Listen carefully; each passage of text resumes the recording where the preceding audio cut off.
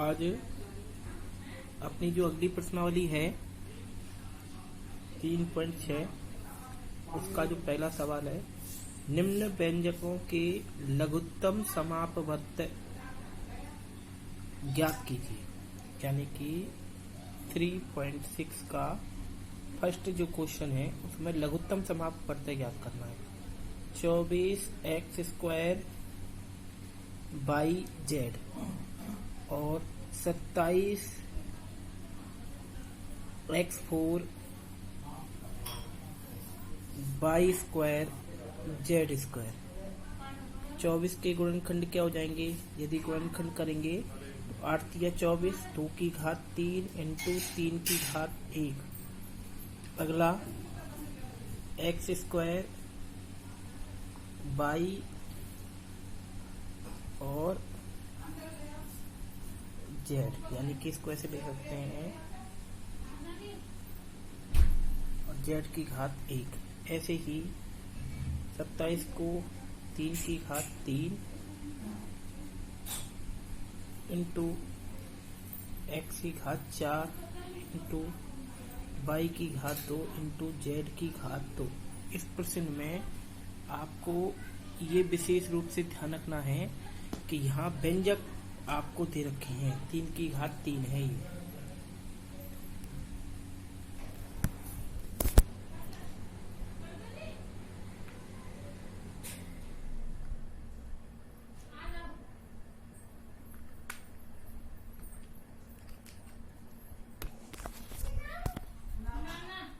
व्यंजक वाली संख्याओं के लिए आपको एचसीएफ एलसीएम निकालना है।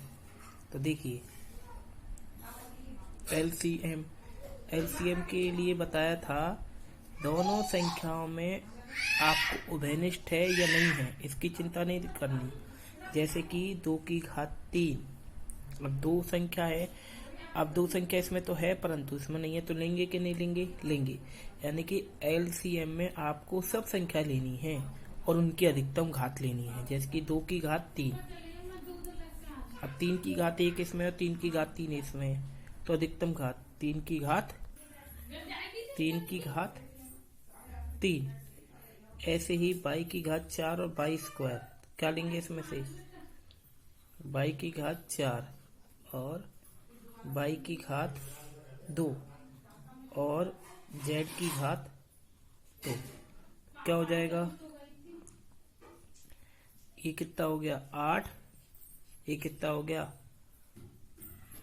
27। एक्स की घात 4, बाई की घात 2 और जेड की घात 2, तो कितना हो गया? 216 x4 बाई की घात 2 और जेड की घात 2। ठीक है, ध्यान ये रखना है संख्या और उनकी अधिकतम घात, संख्या और उनकी अधिकतम घात। ठीक है, अभी इसका मैं एक दूसरा क्वेश्चन कराने की कोशिश करता हूं। दूसरा जो प्रश्न है उसमें है x² माइनस के 3x प्लस के 2। ठीक है, और दूसरा जो प्रश्न है वो क्या है? x की घात 4 प्लस x³ माइनस के 6x²। तो देखिए यहाँ पर आप ये तो द्विघात गुणनखंड जैसी संख्या लग रही है, तो इसके गुणनखंड कर लीजिए। x² minus 2x minus x, यानी कि इस 2 को ऐसी संख्या में तोड़ो कि जोड़ने पर 3 आ जाए। 2 इंटू 1 जोड़ने पर कितने हो गए? 3, और 2 इंटू 1 का गुणा करने पर कितना आ गया? 2। ठीक है, 2 इंटू 1 का गुणा करने पर 2, और 2 और 1 को जोड़ने पर कितने हो गए? 3, प्लस के कितने हो गए? 2। इन सब संख्या में से कॉमन कितना आ गया? x माइनस के 2। इन दोनों में से कितना कॉमन आ गया? माइनस के 1, x माइनस के 2। तो x माइनस के 2 एक ब्रैकेट में ये वाली संख्या, और ये वाला x माइनस के 1 एक ब्रैकेट में। इन सब में से कॉमन कितना आ गया? ये आ गया x²। ये हो गई x² प्लस x माइनस के 6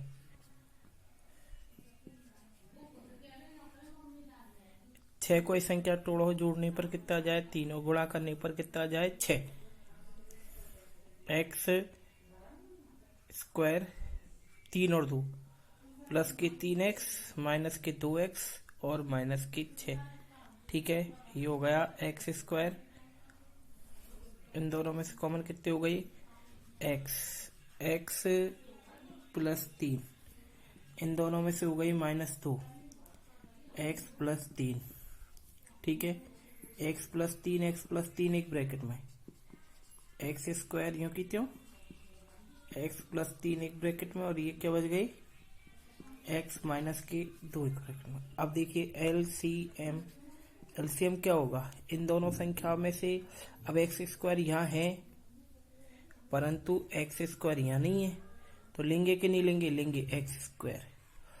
अब एक्स माइनस 2 इधर भी है और इधर भी है, लेंगे कि नहीं लेंगे, लेंगे।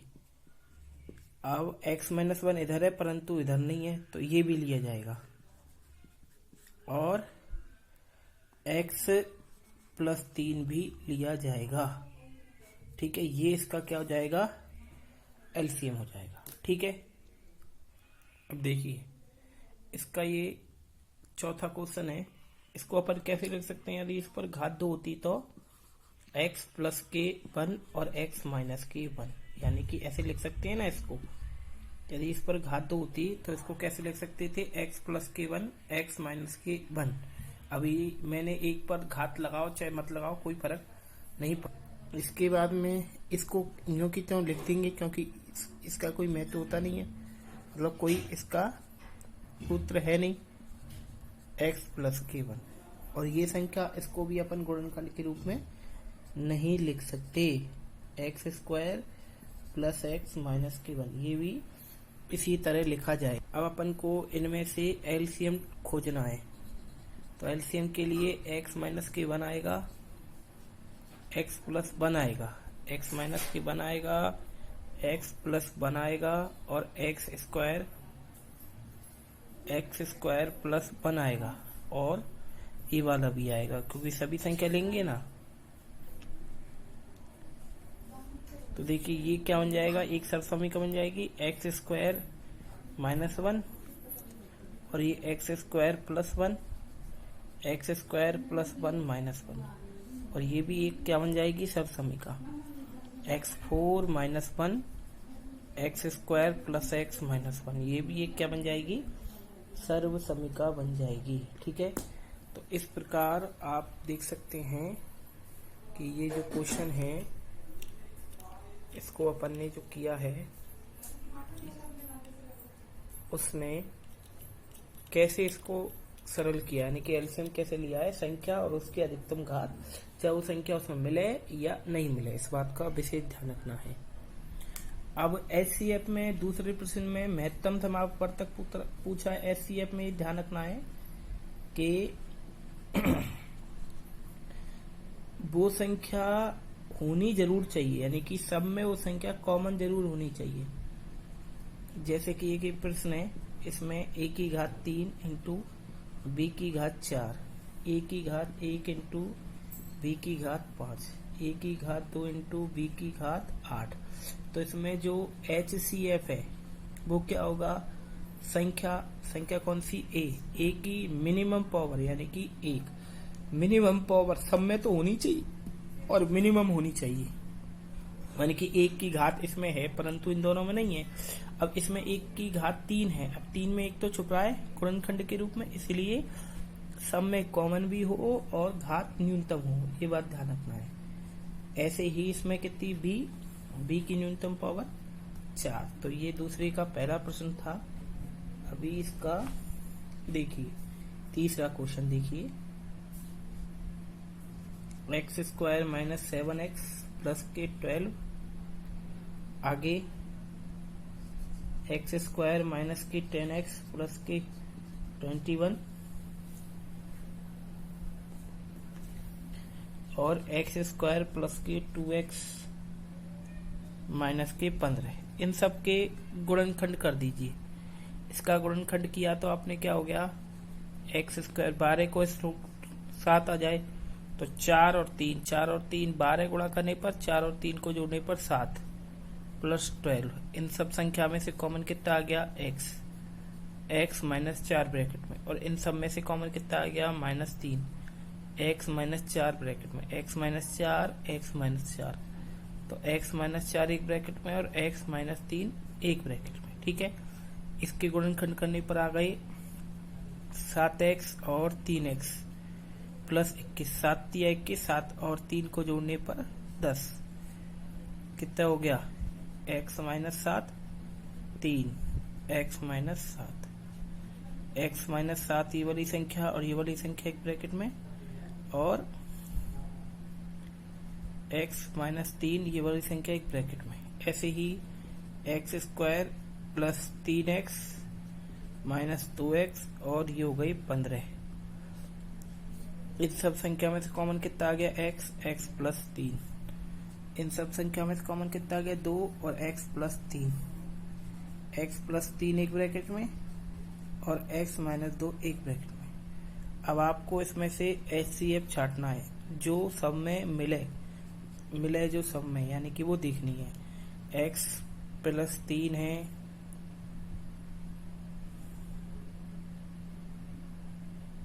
यहाँ ये संख्या ठीक नहीं है, यहाँ पर 5 आएगा, और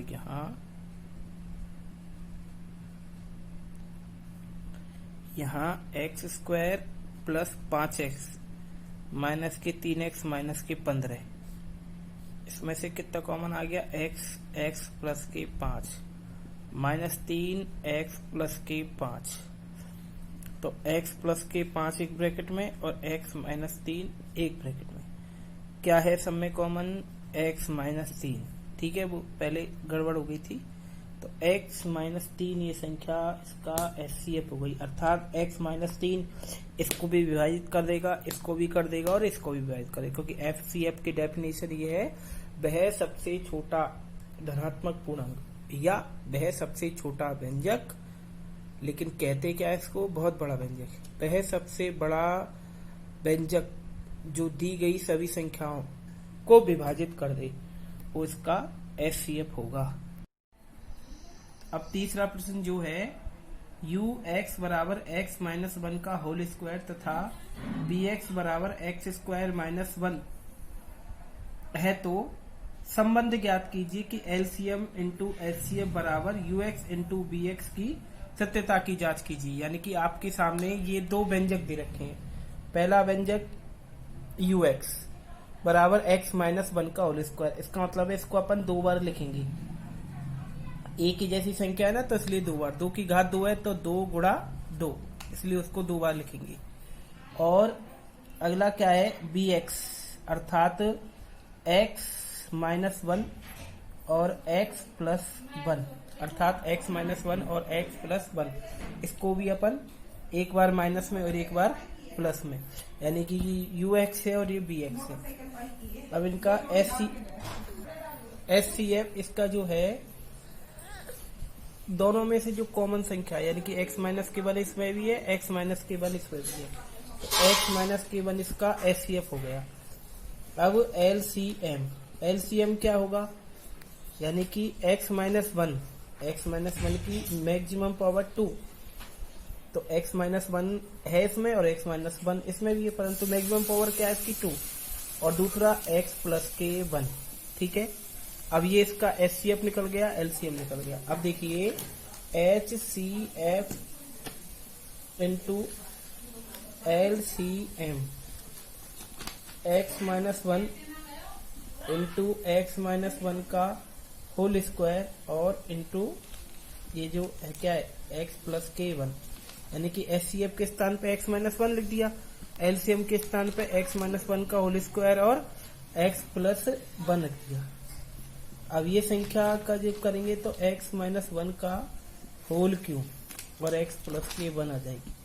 ठीक है, अब दूसरा है ux इंटू bx, तो ux का मान कितना है x माइनस 1 का होल स्क्वायर, bx का मान कितना है x स्क्वायर माइनस 1, तो एक्स माइनस वन का whole square, x plus one और एक्स माइनस वन।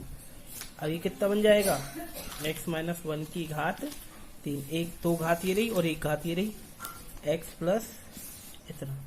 ठीक है, तो आपने देखा ये वाली जो संख्या है और ये वाली जो संख्या है वो बराबर आई है, तो इसलिए क्या हुआ, HCF इंटू LCM बराबर UX इंटू BX बराबर एक्स माइनस वन की घात 3 और एक्स प्लस 1। ये इसका एक आंसर होगा। अब इसका चौथा प्रश्न, इसमें बोला है कि दो व्यंजकों का गुणनफल यानी कि BX इंटू UX, ये दो व्यंजकों का गुणनफल है, कितना है, x माइनस के 7 और x square plus 8x plus के 12, दो व्यंजकों का गुणनफल इतना है। ठीक है, और यदि इनका महत्तम समापवर्तक, इन व्यंजकों का जो महत्तम समापवर्तक है यानी कि HCF है वो कितना है, x प्लस के 6, तो इनका LCM ये याद करना है। तो अभी जो प्रश्न किया था वैसे ही करेंगे, इसमें इसके गुणनखंड कर लीजिए, x square plus 8x plus 12, x square plus 8x plus 12 के जब गुणनखंड करेंगे तो इनके गुणनखंड आएंगे x प्लस के 2 और x प्लस के 6, यानी कि 12 को ऐसी संख्या में तोड़िए, 2 और 8 आ जाए तो 6 दूनी 12, 6 और 2 8। ठीक है, तो इसके खंड हो गई। ठीक है, अब देखिए हम जानते हैं कि दो व्यंजकों का गुणनफल इक्वल HCF इंटू LCM।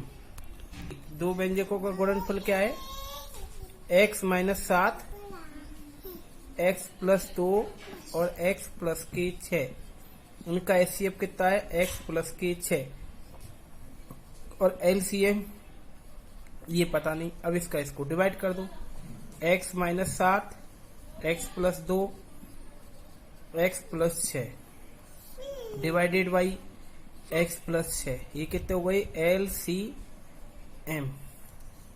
तो ये संख्या इससे ये कट गई, तो क्या आ गया, x माइनस 7 और x प्लस के 2 इक्वल LCM। अब इसका जो गुणनखंड होगा वो होगा एक्स स्क्वायर माइनस के 5x 7 दूनी 14 इक्वल LCM, ये इसका मान होगा। ठीक है, ये इसका LCM आएगा। देखिए अब इसका 5वां क्वेश्चन है, उसमें कहा है दो द्विघातीय व्यंजकों का HCF कितना दे रखा है, x माइनस 5, दो द्विघातीय व्यंजकों का HCF है और उनका LCM कितना दे रखा है, x Q minus 19x minus 30। ठीक है, यानी कि ये तो इसका HCF दे रखा है, ये इसका LCM दे रखा है। अब आपको पूछ रहा है दोनों व्यंजक याद करना है, यानी कि BX भी याद करना है आपको और UX भी याद करना है। तो देखिए जब इसका हल करेंगे तो आप लिखेंगे, हम जानते हैं भाई HCF जो होता है वो LCM का एक खंड होता है, अर्थात दोनों व्यंजकों में उभयनिष्ठ होता है। HCF दोनों व्यंजकों में उभयनिष्ठ होता है और LCM का भी एक खंड होता है। तो यानी कि इस x माइनस के 5 को एक्स क्यू माइनस के 19x माइनस के 30 से डिवाइड कर दीजिए। इस संख्या से एक्स क्यू से क्या डिवाइड कर दिया, x कितने हो गए, एक्स स्क्वायर को इससे किया तो एक्स क्यू और इससे किया तो माइनस के 5x स्क्वायर, उसको अलग से लिख दीजिए। ये हो गई संख्या माइनस और ये हो गई प्लस, ये कैंसिल हो जाएगा। अब प्लस के 5x स्क्वायर को अलग से लिख दो, माइनस 19x माइनस 30। अब 5x स्क्वायर को x को डिवाइड कर दो तो 5x आ जाएंगे, यहाँ प्लस 5x गुणा इसे तो 5x स्क्वायर, और 5 को 5 25 माइनस प्लस कैंसिल, ये कितने हुए 6x माइनस के 30। 6x को काय से डिवाइड कर दो, x से 6 प्लस के 6x और कितने हो गए 30, ये हो गया माइनस, ये हो गया प्लस, कैंसिल 0। तो जो ये एलसीएम है वो क्या आ गया, एक तो x माइनस के 5 आ गया क्योंकि उसका ही खंड होता है, यानी कि जो एलसीएम था ना x³ minus 19x³ minus 19x minus 30, उसका एक खंड तो x माइनस के 5 हो गया, और दूसरा उसका जो खंड हो गया वो हो गया x स्क्वायर प्लस के 5x प्लस 6। तो आप इस संख्या के गुणनखंड और कर दीजिए, x प्लस 2 और x प्लस 3, यानी कि 6 को ऐसे तोड़ो कि 5 आ जाए, 3 और 2 5 और 3 दूनी 6। अब आपको क्या निकालना है, दोनों व्यंजक निकालने हैं। तो आप यहाँ लिखोगे कि हम जानते हैं कि HCF दोनों व्यंजकों का उभयनिष्ठ खंड होता है, यानी जो HCF होता है वो दोनों व्यंजकों का उभयनिष्ठ खंड होता है। तो आपको BX निकालना है और आपको US निकालना है। तो देखिए एलसीएम क्या है, HCF क्या है, जो x माइनस के क्या है 5 है, x माइनस के 5, तो इसका मतलब है x माइनस के 5 इसमें भी रहेगा और x माइनस के 5 इसमें भी रहेगा, दोनों व्यंजकों में HCF रहेगा, यानी कि x माइनस के 5 इधर से उधर से चला जाएगा तो कितने बच गए अब इधर x, यानी कि x माइनस के 5 इसमें भी होगा और x माइनस के 5 इसमें भी होगा। तो अब आपके पास ये दोनों जब चले गए तो क्या बच गई, ये दोनों खंड बच गए। तो एक बार इसको इसके संग रख दो x प्लस 2 और एक बार इसको इसके संग रख दो x प्लस 3। तो ये क्या बन जाएगी, x स्क्वायर माइनस के 3x माइनस के 10, और ये क्या बन जाएगी x square minus 2x minus के 15, यानी कि ये दो व्यंजक आपके हल स्वरूप में प्राप्त हो जाएंगे। तो यहाँ यह प्रश्नावली है वो पूरी हो गई। इसकी विविध के क्वेश्चन करना आप।